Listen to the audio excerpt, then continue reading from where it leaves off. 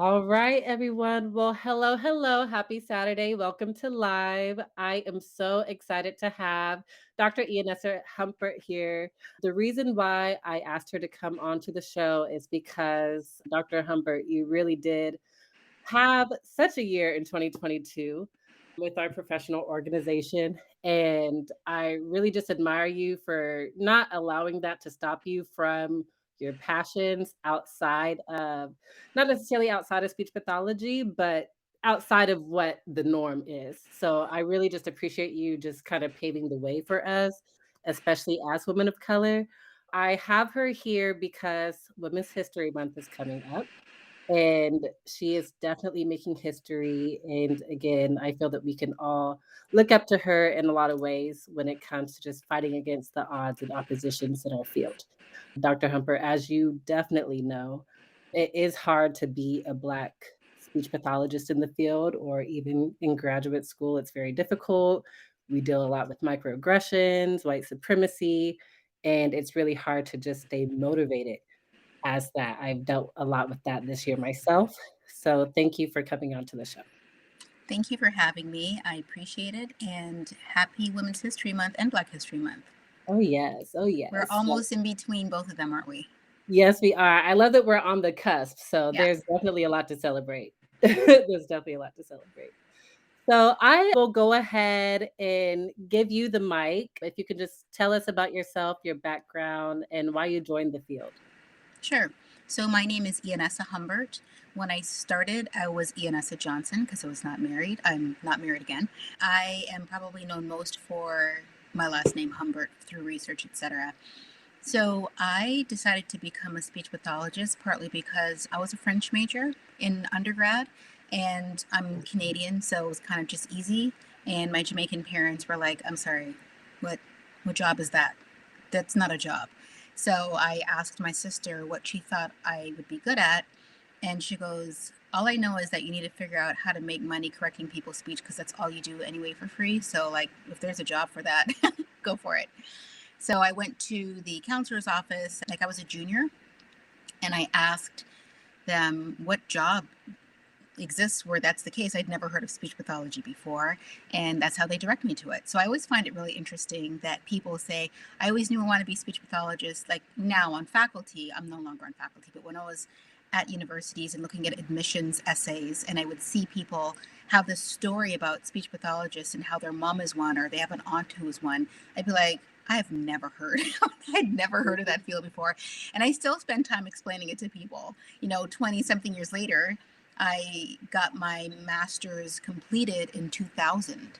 So it's been over 20 years, and I still find myself explaining what this field is to people. Yeah, we'll probably have to keep explaining what this field is to people Yeah, until it gets yeah. so big as MDs. Well, then after I got my master's, I did my master's at Howard University, and my PhD was somewhere between Howard University and the NIH. I did all my dissertation work at the NIH, and then NIH National Institutes of Health for people who don't know. Then I did my postdoctoral fellowship at University of Wisconsin-Madison. Then I was on faculty at Johns Hopkins School of Medicine, where I went from assistant to associate professor. And then I was recruited to University of Florida and then University of Iowa. And then I retired 2 years ago. Wow. Well, first of all, Yeah. congratulations. You definitely did your thing in the field. Oh my goodness. Yeah. Oh my goodness. And you're touching all different coasts too. What experiences influenced your decision to leave academia and pursue research outside of an ASHA membership? I don't pursue research outside of ASHA membership. When I Okay. retired from academia, I mean, that's what I did on faculty. I primarily researched, and I also taught, and I also gave talks, all around the world and everything. But when my primary job was being a scientist, and when I retired, that's primarily what I retired from. I even sent back 2 NIH grants. I was just like, I don't want part of this world anymore. So I left, and I took 2 years off to do whatever the heck I wanted to. I didn't care what it was. I was going to do any other thing I felt like doing. Well, tell us about those 2 years. I want to hear about that. I did, well, it was 2000 to 2022, and, we're just at the beginning of 2023, but I was very intentional about just finding something else that felt good. And what felt good was not really having any particular direction. I mean, I did a lot in a short time. And even before I went to college, I always had like a couple of jobs and just doing a lot of stuff. So I was grateful to not do anything for 2 years. I would recommend it to anyone who has the capacity to do it. Mhm. And the reason is that you realize you're being led forward by the mindset before you, by an institution who doesn't know you. These institutions know what they need for their bottom line, and they say, can you fit in this particular shape that we require? And as long as you do, you're often allowed to stay. And if you don't, you're not. And then you tied so much of your worldview, your life, your identity to these positions at these institutions. And if anything happens to you, they replace you so quickly, your head would Mhm. spin. And at the end of the day, you're wondering, well, who was I outside of this job? What kind of life could I have lived? And fortunately, I was able to support myself financially, right? Because I was smart about those kinds of things. So when the time came to leave, I could really enjoy 2 years of traveling, of doing all kinds of art projects that I've ever wanted to do, just socializing with friends I hadn't seen for a while, sitting and thinking about something that I derive, not something that is derived by a job of some sort or an outside need that's impinging upon my time and my thinking space, and getting to know who I am outside of those rigors. Oh goodness. Wow. You were preaching a lot because I think a lot of us are feeling the burnout. And Mm-hmm. um, from my experience, I would say that a lot of the burnout does come just like what you said of giving our time and energy to someone else's mission and so, fitting into a box, so to speak. Mm-hmm. That's amazing that you use that time to just do you feel like you found yourself? Let me not put words in your mouth. Do you feel like you found yourself during that time or found out hobbies that you didn't know that you had within you? So I think there are a lot of versions of myself, and I found the purest version of myself. The version of myself that I lived before was one that was a lot of what I wanted to do, but also under the constraints of things that I needed to do. Now, mind you, I had two younger sons. I was married. I had several doctoral students who were training under me. I had several employees and staff members and helping to run the lab. I was committed to giving all these talks all over the place. I was on committees. I was teaching, auditoriums of students. And that is a part of me. I signed up for it. I enjoyed it. I wanted to be an expert and I did it. But when I noticed that the returns felt like they were diminishing and I couldn't find pleasure in it at the same rate as when I started, or when it seemed like continuing wouldn't give me any more joy because the steps beyond, once you get to like, you do things you like associate, then full professor, and then it's like department chair, dean, provost. I was not interested in any of those administrative positions. And that's what people were recruiting me for dean, for department chair, for all these other things. I'm not interested in the upper echelons of academia. And that's because it's messy and people, they act like there's a lot of integrity there, but actually, I just wish they would admit that it's mostly about money. Money and Mhm. prestige and money and prestige. And to the extent that somebody fits in something that's the goal oriented for them, they care about it. Even if it's wrong. And they won't say that. They hide behind this veil of this is academia. We have integrity. You should take our word for it. We're ethical. We're in the ivory tower. But actually, that's not true. And so the more I saw that, the more I was like, I want nothing to do with it. And I'm grateful that I left when I could because COVID made a lot of people's jobs very difficult and uninteresting. And the passion started to really go down. And I got out just before that happened.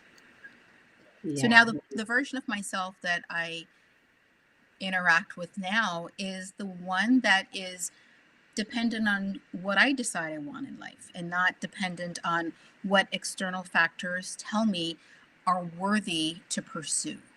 That is huge, especially when we talk about just kinda scaling up and going to the dean level and everything, and that seems like the track-mindedness, Mm-hmm. and yeah, so shout out to you for staying authentic with yourself. Like, I know it sounds good, but I know that that's not something I actually want to do with my life. It's too short. Life is too Mm-hmm. short. So what have been your greatest challenges as a researcher, both positive and negative? Hmm. The greatest challenges as a researcher is always trying to do the research and not all the other stuff that comes with it. It's the same thing as being a speech pathologist. You go into speech pathology not because you're like, I cannot wait to write goals. I cannot wait to put in billing codes. I cannot Right. wait to have a conversation with the rehab director who doesn't give a crap about me. Like, that's not what you go there for, but that's a lot of what you're doing, right? The same thing with research. I loved being in the lab and experimenting. I love creating questions and being able to answer them, looking at the data and talking about people about it, and then putting slides together to talk to people about it, and going to listen to other people's talk and asking questions and getting really to the nitty gritty of whether or not somebody's claims are valid. That Mhm. excited me. And the problem, I think, with research is that it is a money driven phenomenon or industry just like anything else. So, the people who have the most prestige or power in universities, if you're faculty, tend to be the ones with the most money. And by that, I mean grant money or some kind of money to pursue your research, which means you buy out your time from things like teaching and service. And that means that you then are allowed to do what you want a little bit more, right? And you're not sort of tied down by student questions, etc. But it also means that there are other important exploits that you don't get to do. So, for instance, I got a lot of, bonuses for publishing papers in journals that no speech pathologist is ever going to read about the intricacies of the white matter connections in the brain when somebody's doing a swallowing task. Frankly, that's all fine and dandy. And there's a bunch of people like, oh my God, you published in the X journal. It's so prestigious. And it's never going to change anyone's life, probably ever. I mean, look, it could be that, oh my God, that's the paper that was so pivotal that changed dysphagia management. I won't be here to see it. So let's just hope I'm wrong. But I'm Yeah. probably right that research and the role of an academician is that we don't focus a lot on what is needed right now. What's needed is for our students to have a very rigorous instructor who cares about them, but we're not incentivized to do that. We are not incentivized to do that. The other thing that is needed is that my research holds hands with the clinical questions, but we're not incentivized to do that. In fact, if I submitted a grant to the NIH that would literally ensure that we know whether what clinicians are doing in their institutions works, I would have to be very clever about how I get around the fact that they don't want to fund that kind of stuff. They do not want to fund studies to see if what we're already doing works. They only want to fund new, interesting, innovative things, even if that thing has much less merit in terms of helping a patient in the next year than this device that could possibly one day do something in 20 years. For speech pathology and swallowing in particular, that's a downer because we started doing practices before we knew if they would work.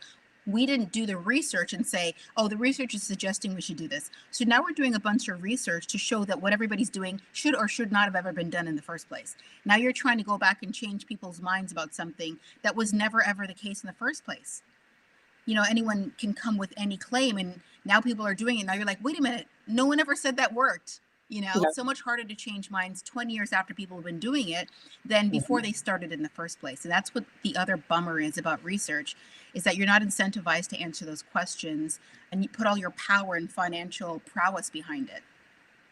Yeah, that is very disheartening because I'm sure that as you are going and doing those projects or even applying for grants, and like Mm-hmm. you said, you had to be very clever, very creative. Okay, how can I get money from this, basically? Mm-hmm. Mm-hmm. And as I'm hearing you and putting myself in your shoes, I'm thinking, eek, my stomach would almost hurt doing some of those because in the back of your mind, you're like, there's some ethics behind this too. And I have to figure out how to do this ethically.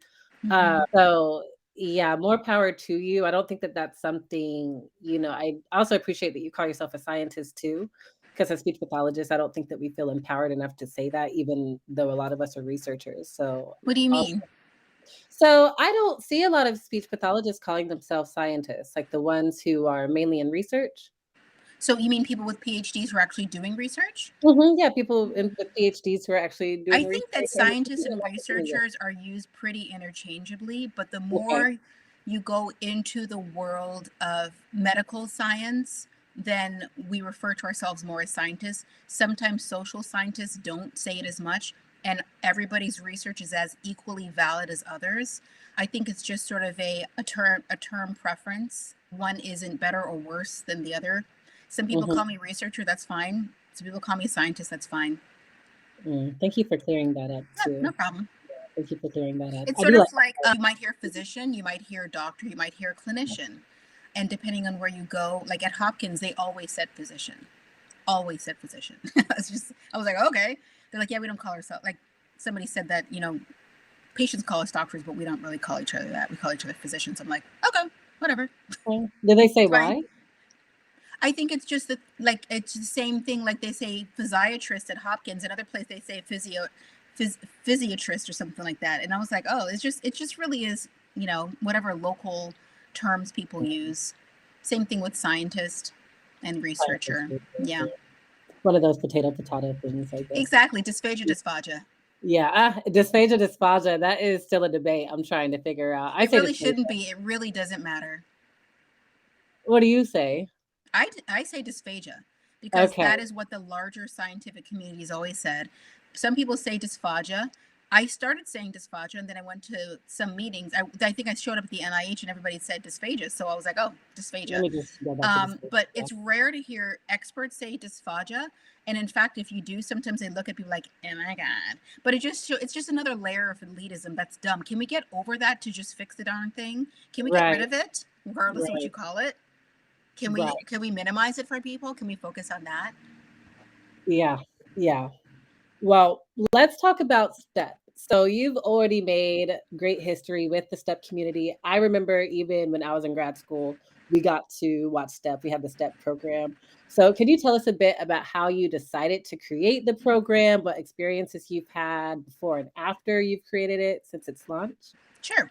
So I was in the thick of things as in academia as a professor, and I at this point was giving a talk somewhere in the world or in the country every month. And I would get these messages from people like, "Hey, Dr. Humbert, 2 years ago when you were in Germany, you had a slide about blah blah blah." I'd be like, "I don't remember being in Germany. How about that? Much less what slide I said." So I was like, "I don't even remember. Damn, I was in Germany. Shit, that's right. Crazy." So I already had an online learning situation for critical thinking and dysphagia management where we would take that course that we did in person and put it online.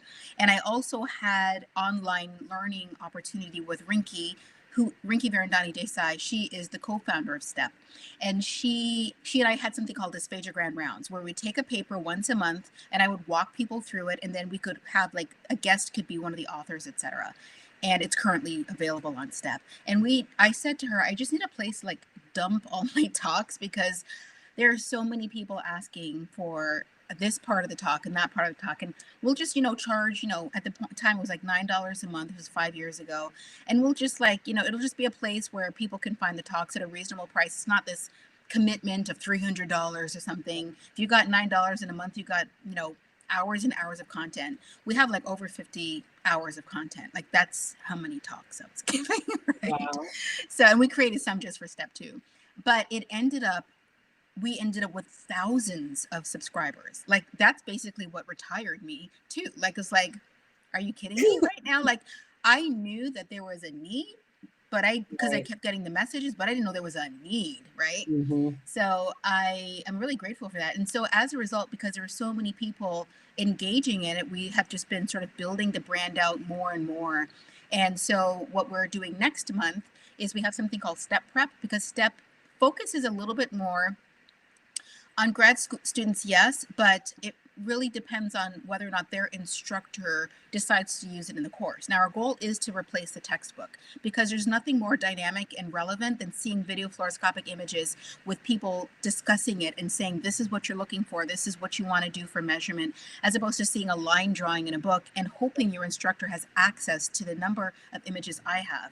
As a scientist, I had so many de-identified images of people swallowing that I had hours and hours of this stuff, and it's just sitting, in some hard drives. So I was like, well, we need to use this for education, and most instructors don't have any access to that really, unless they do MBS IMP, which is more narrow than STEP in terms of what it covers, right? It is literally about modified bearing swallow studies, and we talk about a wider range of things. So Mhm. for that reason, we've been expanding it. And our next thing that we're going to do next month, which what I was saying, is called Step Prep. and it focuses on grad students who want to take two of our most popular brands. One is called Snaps, which is swallowing neuroanatomy physiology shorts, where I create all the graphics for 9 or 10 major aspects of swallowing, and then Foundations, which is a little bit more clinically relevant, talks about presbyphagia, modified Bierman swallow studies, what is the chin tuck, and it's a little bit more in depth, how to do a CSE, a clinical swallowing evaluation. So we're going to take those two brands and have a separate option for people, for grad students and CFs, to pay for that and get a certificate, which is a little bit more difficult testing process, because they would like to put something on their CV saying that they've completed this kind of training. But right now, STEP is too big and all consuming for them to finish that in time for them to show that they've done a lot of that basic foundational work. Next month, you're putting out Yeah. prep for the graduate students. Yeah. And it Um, doesn't depend on whether or not their instructor uses it in their class. so they can use it on their own. Yeah, and it's not like getting a membership where they pay monthly and there's no way to indicate I've done this training, because they're still at a point where they want to show the person they're trying to be employed by that this is something that's on my training schedule. I've done this, I've done MBS IMP, Mhm. and having a certificate about these specific areas is something that helps them to say, hey, I've done some extra training here. That's incredible. So then in that case, how do you envision STEP in the future? Because I could just picture it 20 years down the line where it becomes even more certifications, where it empowers even more speech pathologists to be who want to go in the med settings. Mhm. How do you see it down the line? Well, we've added a couple of new things. One is that we have some in-person meetings coming up. We've never done in-person meetings through STEP. It's always been online. So I created the Swallow Physiology Masterclass to really get people who are serious about this to work in a dedicated way on critically thinking through what you're doing. We had tier 1 and tier 2. Tier 1 is normal swallowing. Tier 2 is disordered swallowing, already online. Tier 3 really is about the you versus you of being a clinician in dysphagia management, right? Mm. And that's an in-person meeting where we really talk through some of the biggest complaints that speech pathologists have, and we specifically tailor it to the people in that room at the time, which is why we're not accepting too many people. So moving into the in-person training is really a big key area. The other thing is to have other kinds of in-person training, similar to what I did in an in-person course I had 4 or 5 years ago, maybe 5 or 6 years ago, called Normal Swallowing 101.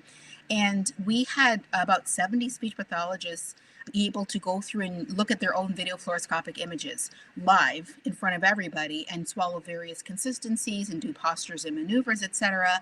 And the reason that was great is because a lot of them would look at their swallow and be like, oh my God, I put you on a modified diet. And they Mhm. realize, well, I aspirated her. Everyone has a residue sometimes, or sometimes I swallow and the bolus is way down in my piriform sinuses before I initiate my swallow, and I'm normal. So why am I Mhm. putting people with peg tube? Why am I recommending peg tubes for people who have a swallow like mine? So it's really getting people to understand what they're doing to the bodies of other humans because they were poorly trained, and why it's not okay anymore. Wow. Thank you so much. Thank you so much for that. That's definitely going to change the game. Just completely change the game in our field. That's the goal. So, really quick with the fun stuff. So, I have been to you in Jordan, JRC, the SLP. I've been to y'all's social scene. Yes. Can you tell us a bit about that and how it even came about? What makes you the most excited about it? Your favorite thing about the social scenes? Yeah. So what happened was Jordan and I had been talking about getting together because she didn't live far from me in DC for a while, and we'd been interacting online for a bit, but just never got a chance to meet in person. And so when she came by, we went down to walk down New Street, because I live right on New Street, and had a drink. We just talked about the issues that we're seeing in our field, which she if you just look at her page, you see what we're talking about. If you look at my page, you see what's going on. And I told her that I wanted to do something more social to get a lot of the DC based SLPs together, and I suggested we have like some kind of a party. And if we were going to have a party in November, then we would need to do something first, just a proof of concept, like in DC, which we did in August. And then in November, we had our very first SLP social scene in Washington, D.C., where there would be a lot of not only DC based SLPs, but folks from all over the country and the world. And we, at the time, didn't think for a second that it would be predominantly Black.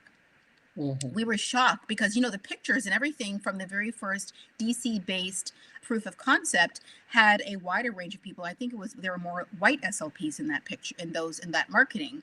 And then when we had the big one in November, it was almost completely black, and we were like, wow, oh my goodness. And I think what happened was, it's not that they were looking to see who the attendees were, they were looking to see who the organizers were. And because Jordan and I are black, they were like, oh, this is for me. What's also interesting is I heard that a lot of white people didn't think it was for them because we were the organizers. So it was a nice way to demonstrate what representation is in more than one direction. We never advertise it as a black party. It's not like the Magic, as an example, Black SLP Magic, where it's clearly Yeah. saying we are targeting this group. But it ended up doing that simply because, as organizers who are Black, people opted in based on saying, oh, they represent me, and opted out saying that they don't.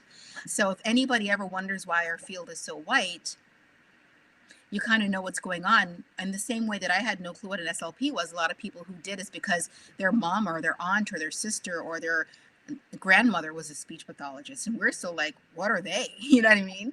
So the likelihood that we're going to line up and be involved is a little lower. So I was really excited, one, that was a social event, because networking is important. As you know, getting into spaces that are new can be challenging, but getting into spaces that are new where you have somebody who's helping you, ushering you through, holding your hand, making connections and introductions, it just makes it a bit easier. And I Mhm. wanted for that to be the case. And what ended up being the best thing is that all these people would come and go, I had no idea that there were this many Black SLPs. And even when we posted the stuff online, people were like, where have y'all been? Because a lot of people felt so isolated, and now they know that there are other people who might be going through things that are similar who they can talk to. Yes, I really think about one girl, she is in undergrad, or no, actually she's in graduate school in New York, and she's the only Black woman in her program. Mm. And I just remember meeting her, and she was so excited, like so geeked to be there. She's like, oh my gosh, Ianessa, oh my gosh. She was just fangirling, but it was so amazing. It was so amazing to see. So I can just imagine what's going on in the hearts of the other undergrads, graduate students, and even practicing speech pathologists who came. I was definitely jumping for joy. Yeah. So I'm looking forward. I'm sure y'all are going to Boston, right?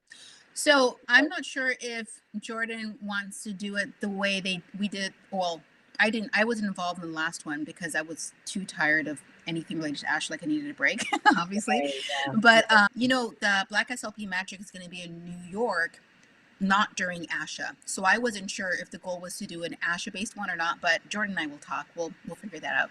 Okay. All right. Well, we will definitely be looking forward to those ads. I'm glad that you mentioned Asha and fatigue from that. So Mm. let's also get into that nitty-gritty of our conversation. You are doing work with Gulp Group. Can you tell us a bit about its mission, how it started, and your work within that organization? Yeah, so Gulp was created because at the beginning of me being retired, I wondered if there are other interesting ways that I could use my expertise in swallowing and physiology and oral cavity and just the way the body works and the way humans behave to benefit other aspects of swallowing. So I went on Instagram and I typed in sexual health or sexual health expert, sexual educator, and the first person's name who popped up was Reba Thomas. And she is a DC based sexual health expert who is a CEO of a company she started called Sexpert Consultants. And upon talking, we realized that there's a lot of overlap between what we do.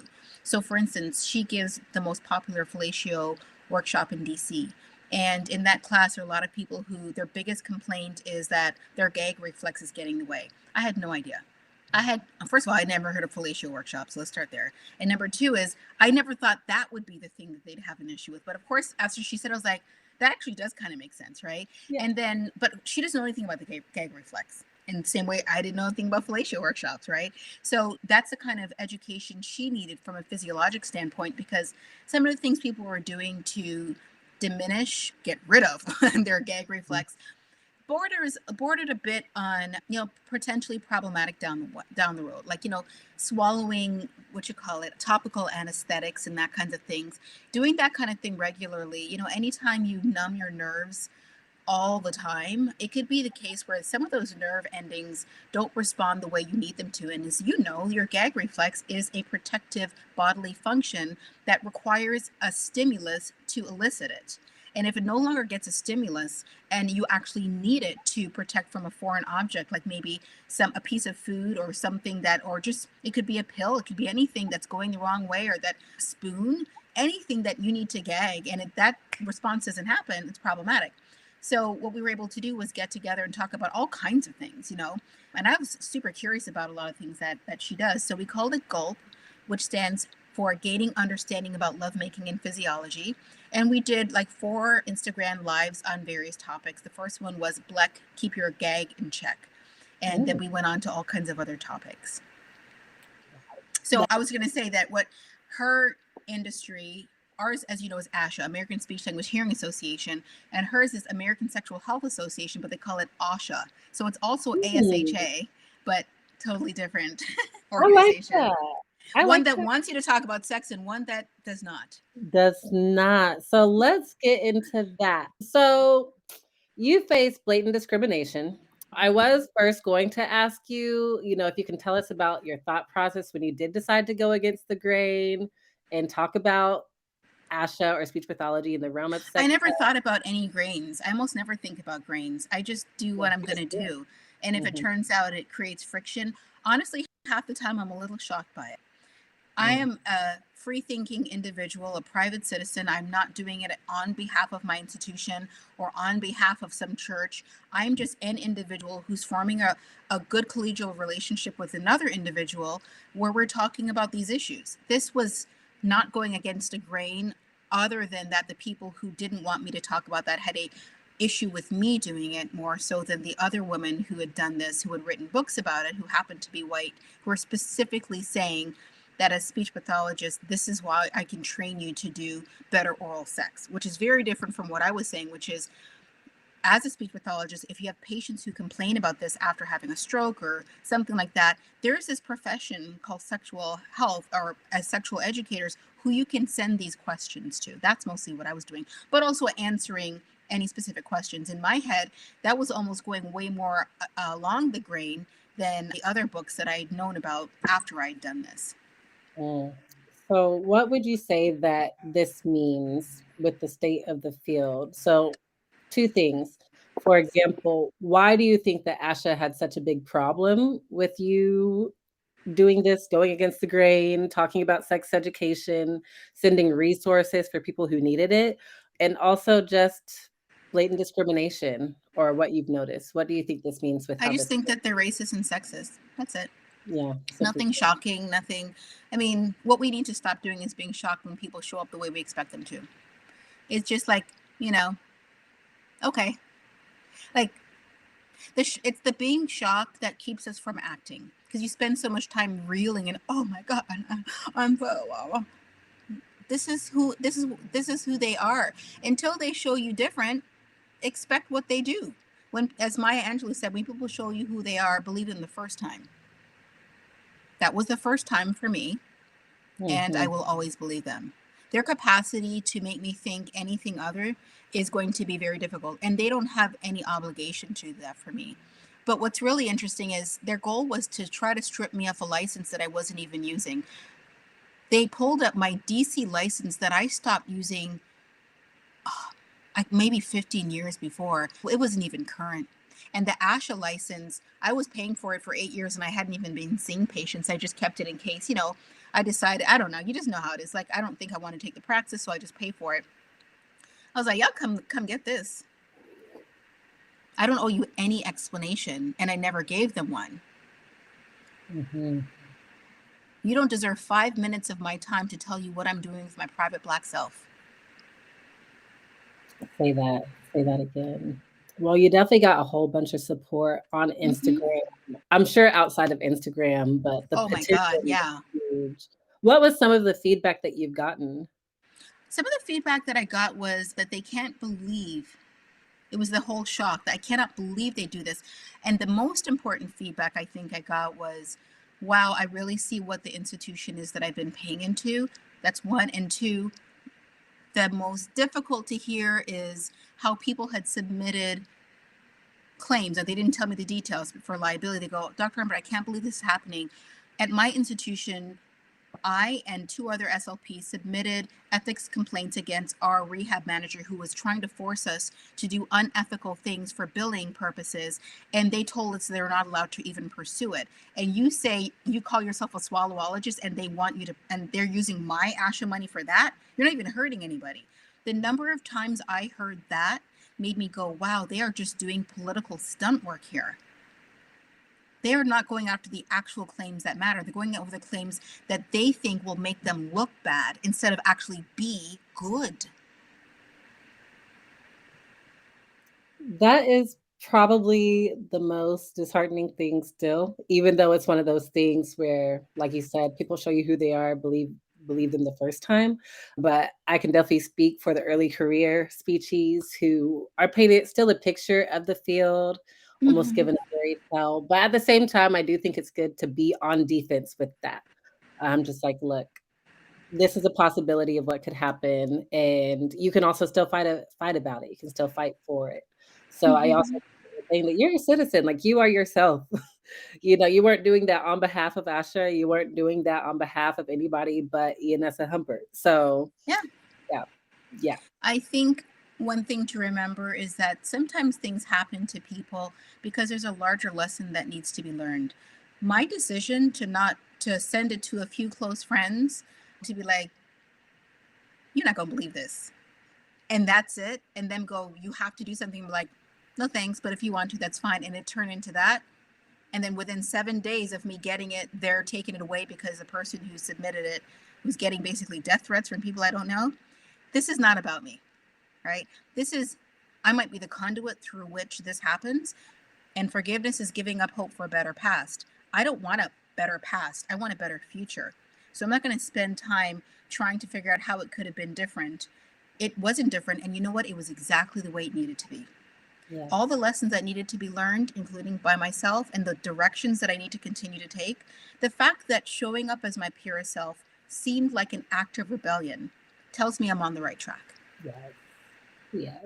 I It's love one that. thing, it would be one thing if I was out there trying to hurt people or hurt myself or something, but the fact that people were so offended by my Black existence in a free state where I'm not adhering to anybody else, the fact that they were utterly agitated tells me that they're the people with the problem and they're not sleeping well at night. But guess who gets 8 to 9 hours? We love it, and it shows in your beautiful skin. Thank you. It shows, it Girl, shows. it's that 3 p.m. tequila. Don't play. Okay, I love it. I love it. I need a shot. I need a shot. So, if you can, just speaking of the path that Asha is going, can you just tell us a little bit about the changes that need to be made on the side of COSD just to make it more inclusive? What I you have decided that, hmm, I guess the way, so usually when I say this, it divides the room, and that's not my goal today because I actually want people to listen and not, I want people to be able to hold two thoughts in their head at the same time. And it's mm, really hard for people. Both can be true. Yes, we want more numbers. Yes. Can we just say that we want more? Can everybody just believe me when I say it would be nice to have more? I will also say the number we have is sufficient to mm, do the work that needs to be done now. We don't need to double the numbers. What, then you guys are going to do something? Do you know that our field is 4% male and they own the most of the stuff? I actually published a paper in this in an ASHA journal in 2018 about how much they make more money. They're more likely to be tapped for PhDs and leadership positions. They're more likely to be department chair. Even if they don't have a degree in speech pathology, they're more likely to be promoted. And it's not a numbers game per se. It's really about where you position yourself and what demographic you're in and what people expect of you. People expect males to be in charge. They don't even have the numbers to vote themselves in. They get awards far beyond we do. So, fellow and honors. In 2014, 2015 or 2016, I was at ASHA doing grant reviews or something. And every year they have on the wall the people who got honors that year. That is the top award you can get from ASHA, and about 50% of them were male. And I looked at that award, at that wall, and I thought, oh wow, Men had a good year this year because they're only 4% of the field. And then Margaret Rogers, she's in charge of research at ASH, she goes, "Oh no, baby, women had a good year this year. This is the first time that women even got parity with men, and since the 20s. And our field is 96% female. So if you think it's a numbers game, you're wrong. The 3% has way more power to do way more than they. If we doubled it right now and went to 6, it would be better in terms of the power and clout and et cetera, that and independence that we decide we want. We do that because we take it. We don't do it because we wait for more numbers. South Africa is majority black. They just got through apartheid. They're like 7% white. So it's really not a numbers game. It's really about how you position yourself. And again, I'm not saying I don't want the numbers. Every time I say it, they'll be like, "Don't you think?" Yes, hold two thoughts in your head at the same time. You can do it. Yes, we want the numbers. And in the meantime, which is not going to happen anytime soon because it's been 3% the whole 20 years I've been here, what am I going to do? Wait for 6? Wow. And what would 6 do that you can't do right now? Mm. So all those ideas that you have that you're waiting for and using the numbers as a reason, well, they're not going to like it anyway, and do it anyway. They're not going to like it. What are you going to do? Live your life based on people who don't give a rat's ass about you? They're not even thinking about you. That's how infinitely unimportant you are in their lives. You're just a nuisance. When you think of it that way, that they only think about diversity when the issue comes up, when people are rioting, that they want to put their little black squares up and put their thing on. That's all they really care about. And it's about what they demonstrate, not what they write about. Mhm. That said, if they can't follow their own direction and mission on their own website, you need to figure out what you're going to do for you and your website. What's your brand, baby? Yes. Wow. Well, thank you so much. I think that so many of us needed to hear that. I'll definitely co-sign, piggyback off of you that we're strong, we're small but mighty. And, sadly, we do feel very beaten down, like I said, by the isolation and everything. But just like what we were mentioning before with social scene and how there really is so many of us, I would say and argue and say it's also about networking and building that strong Yes. community, not so much crabs in a barrel or just not so much Yes. keeping ourselves apart from each other too. That would be a great way for Black speech pathologists to move forward, for sure. Well, may I also say that people need to do that? If any group needs to do their shadow work in this field, it's That us. yeah. So if Oh, you see another black person doing well and you're like, you need to check yourself. work ethic. When you Yeah, walk into the space and you're like, nobody's going to like me, check check yourself. yourself. And the reason that's important is because you were talking about feeling small and beaten down. And what I want people to understand is this.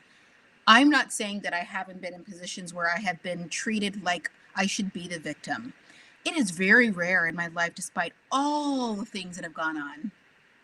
The Asha thing was just like, I got stories, girl. I got stories that are inappropriate in ways where people need to get fired that I'm Mm, not going to tell today. But I should really think of myself as a victim. I do know I'm a target, but I'm not a victim. If we all need to do a particular task or series of tasks to get to a finish line of some sort, like we all have to take a certain number of courses at a percentage of accuracy to get this degree. Let's say it's the equivalent of running 100 miles. We've all run the 100 miles. But what's the difference? Many of us who are Black ran it with an extra 5-pound weight on our ankles, right? What does that make us? It makes us fitter. mhm. It means that we have the capacity to do more because we have to do everything they did, plus deal with bullshit. That makes us fitter. That means we're more discerning of people and their energy and what they're really about. That's a skill Black people have in spades for survival. We're not shocked when things don't go our way, like, what? But I'm me. I showed up. It should be that way, but it's not. Every single thing we do to overcome is a skill for building something for ourselves, not fitting into a place that we don't belong in. We don't belong in spaces that don't know how to appreciate our talent. We stay in those spaces to the extent that we build the necessary skill that we need until we jump ship with a plan. And by ship, I was being both literal and figurative because you know exactly what I mean, right? So when I say that, I'm saying you need to be in a space where wherever you are, you're like, what are the skills I need to get the hell out of here and do something on my own? Oh, I don't know much about interdisciplinary coordination in this area. I'm going to learn the shit out of that. And I have this other plan in my head where I can jump because I don't plan on trying to fit in here. Now, some people end up in institutions and organizations where they really feel like they're treated well, they're valued. That's fabulous. We want you there. But this idea that that is the goal, to fit into these corporate or medical or industrial spaces, not necessarily. Because guess what? Greenwood and Tulsa was a thriving ass place. They were completely independent, and we can be too. I'm so happy that you brought up Greenwood because I'm sitting here in Tulsa, and Oh, I yes, was just there in November and I went to the whole museum and everything. My niece lives there. Oh, really? Wow, no, we'll have to connect. She I just literally lives right there in that at that intersection, that major intersection. So you probably see how Greenwood is very gentrified now because of the Mm-hmm. OneUp baseball stadium there. Yeah. So that is there. I can go on about Greenwood. That's still very devastating. We're still very devastated. And so, just like how we're speaking in terms of speech pathology, to me, it's also the Black community as a whole, kind of using that victimizing crutch where it's like, look, where's our power? We have it. Look within you, find that power and do what you can. Yes, there are systems in place to keep us back, but that's when we work smarter, not harder. So, Exactly. and like you said, it's a skill. It's a skill that needs developed. So sometimes you do have to fall on your ass to find that skill and to realize the skill was there and you need it. But yeah, we in Greenwood, we are still working on improving the Black community in that way. So Mm-hmm. I'm very happy that you mentioned that, and I'm happy to be back. I do hope that, we can build the Black speech community a bit more out here. I personally only know 2. Mm. So sad. I personally only know 2 Black speech pathologists out here, and one of them's in grad school. So, Mm-hmm. I'm hoping that that changes. Well, it's not ironic that the same year that our field was officials, I think the same year that the riots happened and in the wake of it. So there we had an example of a group of people where if there were speech pathologists, they would have been part of that professional community, helping the young and elderly people of their community to communicate and feed. At the time, there wasn't feeding in that world better. I also wanted to say something. When I said feeding, I just remembered. Do you know that the very first person who got slack for sex and swallowing was Jerry Logeman? Who's Jerry Logan? Oh my God. I know. Jerry Mo Logeman is the mother of swallowing. She's the one who ushered it into our field. She's the one who fought that speech pathologists should be in swallowing. And she was president of ASHA twice. And when she tried to get it in speech pathology, people initially didn't want it there for a couple of reasons, but also people would think that we deal with sex. And this was in the 90s, 80s, actually, in the 80s. Wow, because it would be to me, it would be the '80s where they were more welcoming of that subject, no? No, why would they be more welcoming of sex in the 80s? I mean, you know what? And I'm definitely showing my age. But to me, I don't know, I think about, like, between the '60s and the '80s, I feel like there's a whole sex liberation movement and Well, that everything. liberation had more to do with that women shouldn't have to wear certain like things, and the 50s were a much more restrictive time for women. And Right. there was also the Vietnam War, and people were just really rebelling in a very general way, right? And using drugs openly and trying to have peace, etc. So yes, there was a sexual liberation, but that was much more of a big white movement. Just like the women's movement was much more white than it was anything else. Black people were still and continue to be much more conservative when it comes to sex and sexuality. There was a very strong Baptist church sort of vibe that was happening, and so that conservatism, also they didn't have the capacity to be all free like that. It was hard enough being right down the middle in black. You know what I'm saying? You're going to put on a bikini and run through the streets. You were not seeing us do those things, Yeah. right? Also, taking drugs with white people in the 60s in the woods, I just feel like that's your ass. Like, it's a Get Out scene. You know what I'm saying? Like, what are we doing? Like that, you never see those in the documentaries, like the one brown person. You know what I mean? Like, did you not know where you were in the 60s? I mean, that was pre Jim Crow. You know what I'm saying? So, Yeah. Yeah, I actually know that we did have, and you might know the name of it. It was like a Woodstock, but it wasn't Woodstock. There's a whole documentary oh about it. yes, yes, yes. Starts with a C in New York. I'm gonna have to do some Questlove research. got an award for that. It was a beautiful documentary. The movie was Summer of Soul, but it's the Harlem Some of so Cultural Festival in Yeah. 1969. Okay, Summer of Soul. That's Yeah, the movie. I really do recommend that everyone watches that. I think we always think about Woodstock, Woodstock, Woodstock, but I just remember being so amazed by that documentary. So we need to have more of those. Hmm. Speaking of Well, documentaries, I actually filmed one in the beginning of this year called The People versus Pleasure.